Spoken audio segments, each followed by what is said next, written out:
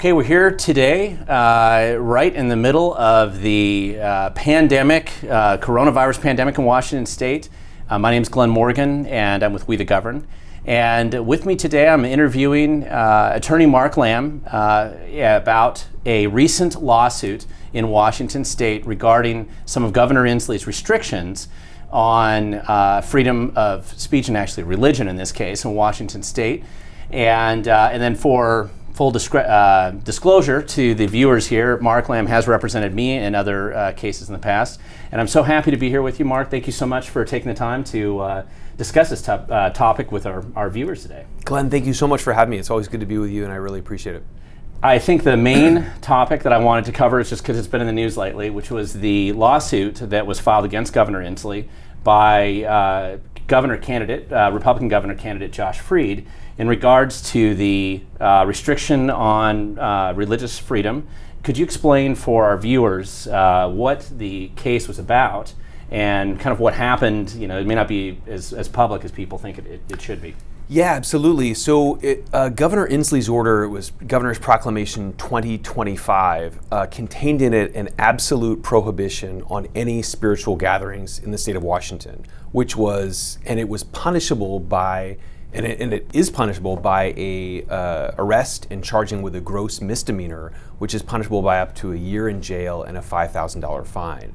And so when that order was issued, my friend and as you mentioned, a guy who's running for governor in the state of Washington, Joshua Freed, said, "That's really extreme. That's an extraordinary thing." And so he didn't want to initially sort of rush into court. He was like, I can't believe that this is going to hold. I can't believe that the governor will sort of stick by his guns and do this. And so he waited a while, and then he came to me and said, this is just not right. My wife and I have had a Bible study for the last 2.5 years. Josh is a very faithful person. He's someone who does relief work in Kenya and then the Philippines. And he said, we have between 25 and 50 people who get together and pray and worship and read the Bible. And the fact that they would face a criminal penalty in this country under any circumstances seems like it's not right. And so I said to him, I think you're right, I think it's not right. And we drafted a federal lawsuit to challenge the absolute ban on spiritual meetings in the state of Washington under the governor's order. The next step was we were very, very blessed and fortunate to partner with a national pro bono law firm called First Liberty. And where are they based out of? They're based out of Plano, Texas, which is very near to Dallas. There's a fantastic counsel there. The person who I worked with most closely was an attorney by the name of Hiram Sasser. First Liberty is well known because they brought the successful cases in the state of Kentucky that challenged the bans on drive-in services there. So they're very familiar with this kind of the landscape of the fight for religious liberty in this era of Corona, which is just in the last couple months. So that's exactly. I mean, they have fought many, many years for religious liberty, and they represent people of all different faiths. But the other thing Josh was insistent on is he said, "Look, I don't want this to be something that will be filed and then will set back the cause of liberty. Like, I want to make sure that whatever we do." Obviously I want to have my Bible study. I want to be able to pray with people, but I don't want to hand the other side an unintentional victory by sort of overstating our case, and I don't want to do something that will impair the national fight for religious liberty. And that was something that was deeply important to Joshua, and obviously is deeply important to First Liberty because that's what they do every day. So you basically, you filed that lawsuit, and then what happened next? If you can explain just for our listeners, the stage that the lawsuit, kind of that first step when you go to court. Yeah, so it was interesting. So I sent the governor's attorney an email, and I said, "Here's a copy of the lawsuit. Will you accept personal service, and on behalf of the governor, so we don't have to go through that dance of serving the governor. I understand he's busy. And two, I have a question for you that may help resolve this matter entirely. Would the governor enforce his order, which is punishable by a criminal misdemeanor, against Mr. Freed and a single member of his Bible study praying in his front yard, 6 feet apart, reading the Bible and wearing personal protective equipment?" So we wanted to set the stage to make it very, very clear that we were challenging at the most foundational level, the legitimacy of the governor's order. And I said, if you could give me an answer by, and this was on a Wednesday, and I said, if you can give me an answer by noon or by close of business on Friday, we would deeply appreciate that, because that's going to be really, really important for us, and it may help determine the course of this lawsuit. So Friday close of business came and went, and we had no answer. We had no answer by Wednesday of the following week, and so in consultation with our friends at First Liberty, we said we are going to file a motion for a temporary restraining order to bring that question, that constitutional question, in front of a judge. Before the court. Right. Now that's an interesting point you made, because the governor had come out and said publicly that, they got all these questions all the time, and they were telling everybody they could go ahead and, but that's very different than what you experienced. Yeah, that is not what happened. And right. The Governor's Council, after our hearing, said, well, we had 2 email exchanges with reporters, and we told them that the counseling exemption covered, and we'll get to that in a moment. But it was very clear, and that's actually a legal prerequisite for filing a motion for a temporary restraining order, is you have to have asked the other party, are you going to do something about this? Because if the answer is no, then you don't need a temporary restraining order. They're not going to do anything. And so I think that's a legal nuance that I think a lot of people don't appreciate, that to have a federal court give you a temporary restraining order, it's a very extraordinary remedy. You have to be in a position where you have asked the other side if you can do this, and the other side has emphatically said, no, you cannot. There can't be any or not answered it. Or not answered it in this case. Sure. Yeah, and so they didn't give us an answer, and so we filed a lawsuit, or rather filed a motion for a temporary restraining order. Okay. So then fast forward to the following Tuesday, we received then, so this is now like a week and a half after we initially asked the question, we receive a response from the governor's office. And it includes what you had just mentioned. They said, well, we've received this question many times from many different journalists, and of course, the counseling exemption would cover. Mr. Freed, in a different life, used to be a counselor, and so certainly I'm sure he would assume praying and reading the Bible would be counseling. Right. And so as long as he considers that, then we would take no action. And then, as a result of us taking no action, Mr. Freed has no standing, and there's nothing for the court to do. So we kind of took that in and reflected on it, and my co-counsel, Hiram Sasser, again, a brilliant attorney, great guy, said, well, it seems to me it's pretty clear then what this case just got very, very simple very quickly. One of 2 things is going to happen, and this is what we'll ask for in our reply, is we'll say either the governor will acknowledge on the record that he cannot and will not enforce his ban on one-on-one spiritual meetings at all, that he can't do it. Right. Or, in the alternative, he says, no, I will enforce it, and we have standing, and the judge will give us a temporary restraining order just for Mr. Freed, but it will protect Mr. Joshua's right to do that. Right. So that was our reply, and we said, we're going to come into court, and one of 2 things will happen. This motion is entirely at the governor's option. If the governor had just answered my email 2 weeks ago, we wouldn't be here. We wouldn't be standing here in federal court. And I've said to a couple of different people, like, if you had told me, if Glenn Morgan had gone back in time and told Mark Lamb as a law student, one day you will sue a government elected official for the right for 2 people to pray in their front yard, I would have assumed that I would be practicing internationally for like Amnesty International, and I would be in like North Korea or China, but that is exactly what we did in this case, and I think that shows like how extraordinary it is. At least the ruling, the way that he promulgated it, right? And so now suddenly you're going to court on this. Exactly. You couldn't believe it. So we couldn't believe it. So we got into court, and it was Judge Settle was a fantastic federal judge, very bright, very reasoned person. And we got into court, and normally, as you know, the moving party, which was us in this case, goes first in oral argument. And so I would say I stood up, but I think I was sitting remotely. down Remotely because we're in this age of Corona. We're doing it on the phone and on Zoom. And so I said, Your Honor, I want to be respectful of the court's time, and I want to be respectful of my opposing counsel's time. And you've read our briefing, and so I can go ahead and make my arguments based on the assumption that the governor's answer will be no, and that the governor intends to enforce his order against Mr. Freed. Or, I said, in the interest of time, we can simply flip it over to the state and see if we can get an answer to a question that I first asked 2 weeks ago.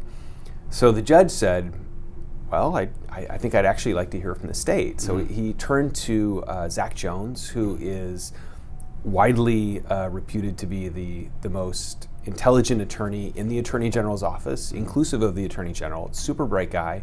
And at first he said, well, look, the governor is not inclined to play word games. And we've said this fits under the counseling exemption, and it appears that Mr. Freed wants to play a word game and say it's not counseling, but I still want the exemption. And the governor's just not going to play that game.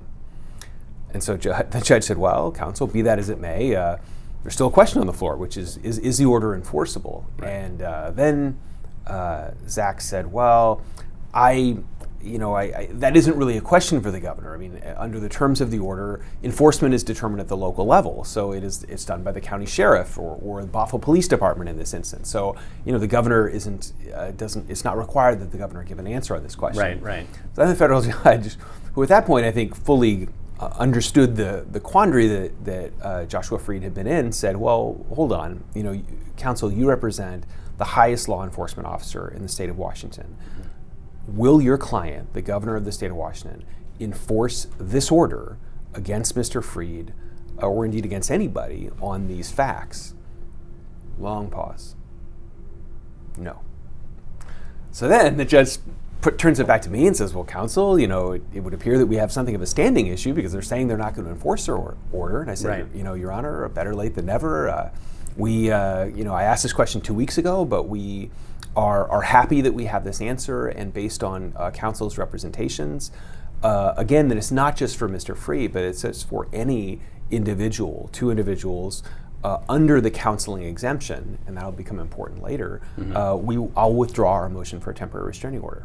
He said, okay, well, there you go. Then there's nothing more to do here today. We've withdrawn the motion for a temporary restraining order. So we left that, that hearing concluded, and we celebrated both. I mean, First Liberty, again, these are amazing attorneys who practice all over, and they're like, this is a great win. We took on, in one of the most liberal jurisdictions in the entire United States, we took on the governor, and the governor backed down. Right. And the governor then had an interesting spin on that. He was like, well, no, of course. He was always able to do this under the counseling exemption, completely ignoring the fact that they'd been asked that question 2 weeks before, had no response, and that actually when they finally did have a response, they tried to mush it into this counseling exemption. Okay, so if you were going to explain to the average listener how this affects religious liberty or freedom in Washington State in regards to the governor's proclamation, how would you describe this result for people who have that question? Yeah, so this was a very, very important win for religious liberty because the governor had defined counseling without a numerical limit. So the counseling exemption in here includes group counseling, it includes marital counseling, it includes family counseling, it includes one-on-one counseling. So if religious practice in a corporate setting or in a group setting is included under that exemption, that opens up significantly the ability of people of faith to worship together and to practice their faith together. Another interesting development, which was, I think, a direct result of our lawsuit, was our first brief included extensive references to First Liberty's case in Kentucky on drive-in religious services. Right. Governor Inslee had made no mention of drive-in religious services prior to receiving our suit and our motion, and then suddenly he was like, well, in phase one, we're gonna open up drive-in religious services. So in combination, those two things of saying that as a result of our hearing and as a result of our lawsuit and our motion, that the counseling exemption applies to religious practice. And then secondly, now that outdoor religious services, albeit with an absurd list of conditions to that, also are included in that, with the final point being that it's clear that the governor is not enforcing this order when it comes to religious practice. And they don't want to probably go to court on it. I mean, it's... I think that's the other thing, is that we sent a message together with First Liberty that the people of Washington State are not unrepresented. The people have, in Joshua Freed and in First Liberty, people who are looking out for their right to worship, and that the governor is on notice that any attempt at enforcement, any attempt at arresting and prosecuting someone for the act of praying or singing a worship song or reading the Bible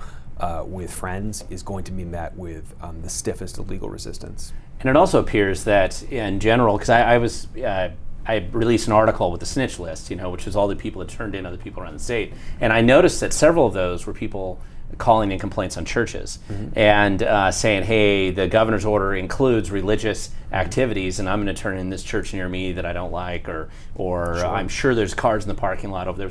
There's a couple of funny complaints in there. How does this affect those types of situations? I think what you're seeing and what has become clear to me as this has moved forward is that the governor specifically is not ordering law enforcement agencies to enforce this. His order prescribes that it is a gross misdemeanor if you violate this rule. I think they're deeply reliant on local law enforcement to make those judgment calls. Indeed, the governor's own guidance on that says, look, every law enforcement agency will have to make their own decisions based on their policies and based on their resources. And so unless you have a situation where a person is standing up and saying, you know what, I'm just not going to do this, or a church could say, we're gonna have services. We're gonna have a mass service. Like there's no limit on who's coming in. People don't have to socially distance. We're gonna be, we're actually banning Purell from the lobby. I think in that kind of a situation, I think the governor would likely make the assessment of like, look, these people are openly trying to be unsafe. They're insubordinate. I think. They're openly insubordinate. They're trying to be unsafe, and I'm going to come out on that. I think churches, small groups. I mean, one example that came up that actually I think resonated with the governor's office when we had our status conference with them last week is we said, look, Alcoholics Anonymous is fundamentally a spiritual program, and it's a gathering of people. Right. It's a practice that for those who are in recovery is extraordinarily ill-suited to Zoom because of privacy concerns, because of intimacy that's associated with that practice. And so we're like, this is not some hypothetical question that we're, creating to try to be cute. This is people's lives who want to practice their faith in one of the most difficult times that we're experiencing as a country since 1918. I mean, a very challenging moment. And I think that my sense is that the governor's staff is not full of people who have a deeply significant religious faith that is part of their day-to-day life. That's not to say that there aren't people on his staff who have that. But that wasn't what they were thinking about when they wrote this rule. It wasn't. And I mean, I'll just give you a brief illustration of that. In the state of California, the governor's order, Proclamation 2025 in Washington, if you line it up against Gavin Newsom's order, there was a specific line item for in California for worship leaders and pastors to be able to come into churches and do electronic services. In Washington, that very same line, instead of reading worship leaders and pastors, reads artists and musicians. So somebody in the governor's staff decided to make that change. I'm not suggesting that was the governor. I doubt it was, but someone was like, "No, forget them. They aren't important. It's artists and musicians instead." So I think there's a cultural, and I think this is true of a lot of the things with COVID. I think there's a cultural sort of tone deafness and a disconnect of people of means and people who are not people of faith, who don't really understand, I don't understand. And the governor even said that. He's like, well, you can worship on Zoom. And it's like, that's not really, not exactly what the book of Matthew says, but, but points for effort. Well, and I think this is one of the problems that we're seeing now, and of course we see it in government all the time, but it just, this monoculture of thought, and then trying to impose whatever rules that they think it makes sense when they're sitting around, their table, and they just throw it out there at everybody else. And I feel like a lot of the proclamations that the governor, or a lot of the elements, especially among the lockdown approach, has been done that way by a bunch of people that think the same way, but they're not really thinking about how it impacts everyone else. I would agree, and I mean, it's funny, I used to serve actually as chair of the Snohomish Health District, so I've been in a position where, and I think I was in that post I was on the board for 8 years, I was chair for 2 years, so I mean, I have a good understanding of public health. I have a good understanding of public health officials. I have enormous respect for them and what they've done. John Koster actually and I wrote an editorial or an op-ed in the Seattle Times in 2007 calling for more funding for pandemics, calling for more funding for planning in public health, because we're like, look, this is something that you don't know you need it until it's too late. But one thing that I learned when I was in that capacity is that there are times in public health where you will make a rule, for example, closing of schools, that may not directly comport to what is required to achieve a public health objective, but it's meant to convey to the general public the severity and the seriousness of the situation. I would argue at least half of what the governor has done would fall into that category of saying, I don't think the governor realistically expects to arrest people who are attempting to worship or to go to church, but his order says that to instill a fear in people so they will generally social distance. I think the challenge with that approach is that you lose legitimacy when you lack honesty about your intentions and when you lack honesty about what you're going to do. I think it's very, very important in an emergency situation like we're in, the government leaders say, look, this is deathly important. Like, this is absolutely critical. We need you to do what you know is right and what you know is going to be the thing. After this case, I've had calls from dozens and dozens of pastors across the state of Washington. To a person, every single one of them has said, when we are going to resume services on a limited basis, we'll do it with social distancing. We're going to tell our older parishioners to stay home, to keep them safe and stuff like that. And I think that's a key, is that people understand the risks that they're facing, and people are in a good, don't want to expose their neighbors or don't want to expose other people to those risks. And I think you bring up a good point that I don't think a lot of people are thinking about, which is basically if you have this overarching kind of overkill sort of widespread rules that you're trying to impose on everybody, when people realize that A, they're not going to be enforced, B, they may not make sense, and so they start to disregard it, it does become like this cried wolf kind of public policy problem. And I don't know, I mean, that's where I see a lot of this just kind of falling apart around the state, but this is months into this process. And I think that's the key, is that I think people understand, I think there's this conception, and again, the governor does not have a background in the private sector. Right. I would argue most of his staff does not have a background in the private sector. Yeah, I'm not familiar with any of them to do. And so when you come into that situation, if you run a small restaurant, you want to take care of your employees. You want to take care of your customers. The worst possible conceivable advertisement for a restaurant is, I infected a bunch of people with coronavirus. They have not only a moral interest, but also a personal financial interest in not falling into that category. And yet there's this assumption that everybody in the world who is like somebody at a protest rally with an AR-15 strapped on their backs, intentionally standing close to people so that they're not socially distancing. And the reality is that that is not most people. Right. And you cannot legislate and you cannot regulate something that you're not willing to stand behind in federal court. Right. And what we demonstrated in the hearing and what Joshua Freed achieved with this suit and with this motion is demonstrating that the governor wasn't going to stand behind his order. Right. And that although he was saying on paper, two people cannot meet and they will be arrested if they meet, that was not true. We're unlikely to be arrested for meeting here today. Yeah, I know. I think we got a good 6 feet here between us. Right. In our undisclosed location. Something else that I think our listeners might be interested in too is you're also involved in a pretty high-profile case here in Snohomish County. And I know it's still early days of that, but you're representing the Snohomish County Sheriff right now. I do, I represent Snohomish County Sheriff Adam Fortney, who has been subject to a recall for remarks that he made on his Facebook page, in which he said, I am not going to arrest people and charge them with a gross misdemeanor for a violation of the order. Right. And he said, I'm not, we're not enforcing this. Specifically, we will not enforce the order when it comes to core constitutional liberties of freedom of speech, freedom of assembly, and worship. Now, I think there is something to the point that I think some people who are supporters of the sheriff and many people who are opponents of the sheriff took his comments to mean something different than what he actually said.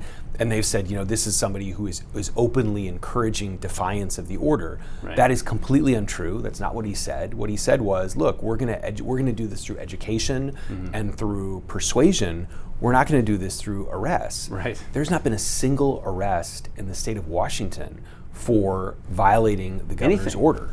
For any of these things. I don't see any. And the reality is, I think a lot of people don't understand that point legally either. It's like under that order, it's either 0 or 100. It's either you're arrested and charged or criminally referred for a gross misdemeanor, or there's nothing. There's no ticket. There's no citation. Right.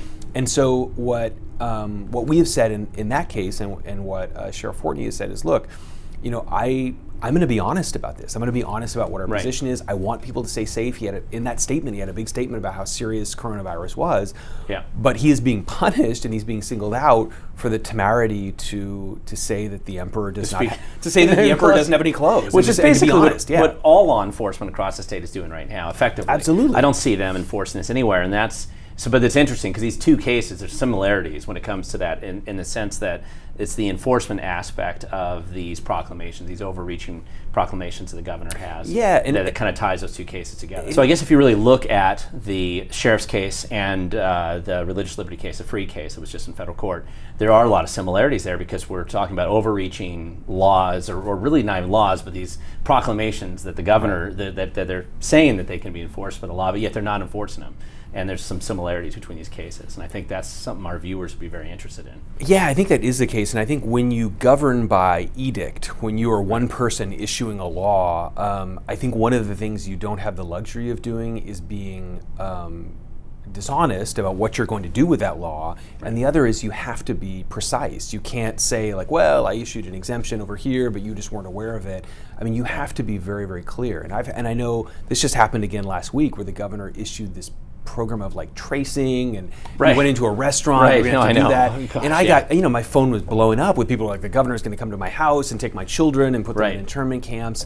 And then I think people recognize, the governor is like, okay, this is not, this is never going to happen. It's kind of like, this is never going to happen. And so he pulled back and said, okay, well, it's going to be voluntary. Right. If we're honest, the entire enterprise is voluntary, and we would be better off saying that. And I think public health would be improved by people saying that, of just being like, look, people are frightened. People don't want to get this virus. People want to protect people who are old.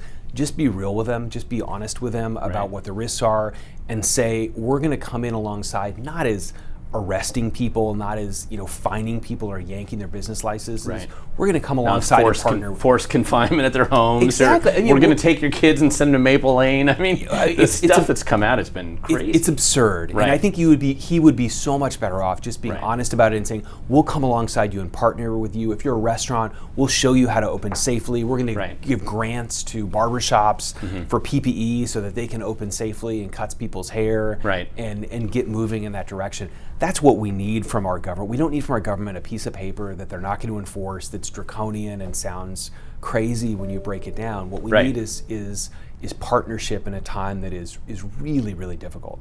And I know that whenever I see something like this, I get the sense that there's just been such a groupthink approach to a lot of this policy making, and that ultimately that's what ends up. I mean, that's what sends clients landing on your front desk. Basically, is that they're not the thought process being put together. And Cairo, I think, asked at one of these press conferences, when you're forming these committees, are you trying to get any kind of diversity of thought or anything? And the governors refused to answer that question. Yeah, and this is where I think we're running into these problems. And I'll tell you, I think, because I used to be the mayor of a city, and there were times like every week we'd have public comment at our city council meetings, and it's like an open mic. People can come in and say whatever they want. Sure. Man, there were times where I did not like what people were saying. It was not fun. It was tough to hear stuff that you disagree with. But at the end of the day, I could look back after 12 years of service and be like, that's one of the most critical parts of governing, is that you, as Orwell said, if liberty means anything, it means, the right to make somebody hear something that they don't want to hear, to speak something that they disagree with. And I think that's really where we're in right now, is where the governor's in this reflexive position of, if you disagree with me, you're anti-science, you're unsubordinate, and you want people to die. You want people to die. And it's like, well, wait a minute, there's a lot of different, all 50 states have a different approach. Right.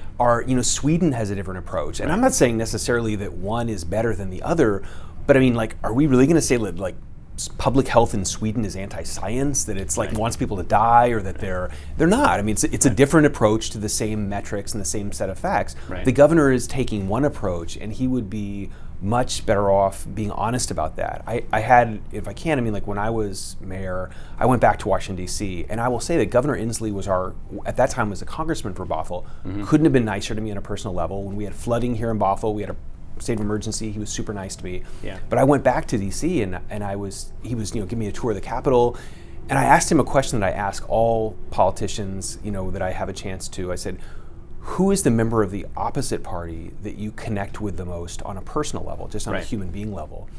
And I've asked that question to probably 40 politicians in my life, and he just drew a complete blank.